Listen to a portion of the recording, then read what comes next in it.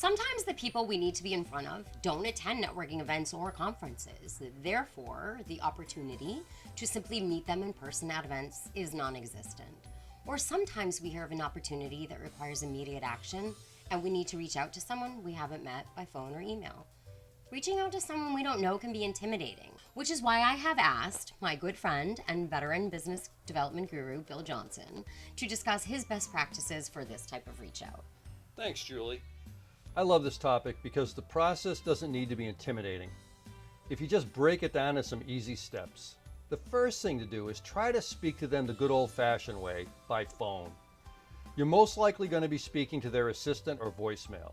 So just make sure you have a quick message for them with a compelling reason for them to get back to you. Then send a follow-up email to them referencing the voicemail message.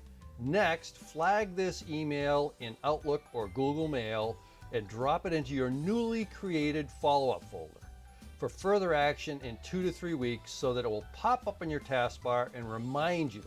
Easy. If you haven't heard anything back but crickets, pen it out for another 6 weeks and try again. And it's important to keep in touch. Start to share what you've learned from researching the project or the approval process and where it's at, so that the recipient will realize you're following their process and their project. If they're making headway, congratulate them on that. Your emails should be short, they should fit on a phone screen. They should be to the point, they should be insightful, and they have to be grammatically correct. Thanks, Bill. I'll also add that you should make sure that you are addressing the person in the proper fashion. I can't believe how many times I have received an email addressed to Julia, which is not my name. And I had a gentleman email me 3 times, and each time he addressed me as Jerry, even after I corrected him. I don't think he was the brightest business development bulb. So, Bill, thank you so much for being here. I so appreciate it. Would you do everyone the honors of telling them what the quote of the day is?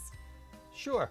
If you can't fly, then run. If you can't run, then walk. If you can't walk, then crawl. But whatever you do, keep moving forward. That's a great quote. And it reminds me of what my friend Carl said to me after my first mogul run, which I did on my face the entire way down. He said, Julie, sometimes you just need to fly before you walk. Amen to that. If the recipient knows that you're actually following up on them, they'll be... I screwed that whole thing up. To discuss his breast practices. I want to know what your breast practices are, Bill. No talkie. No speaking. No talkie on the breast practices. That's right, breast back. Yeah, please, don't get me started.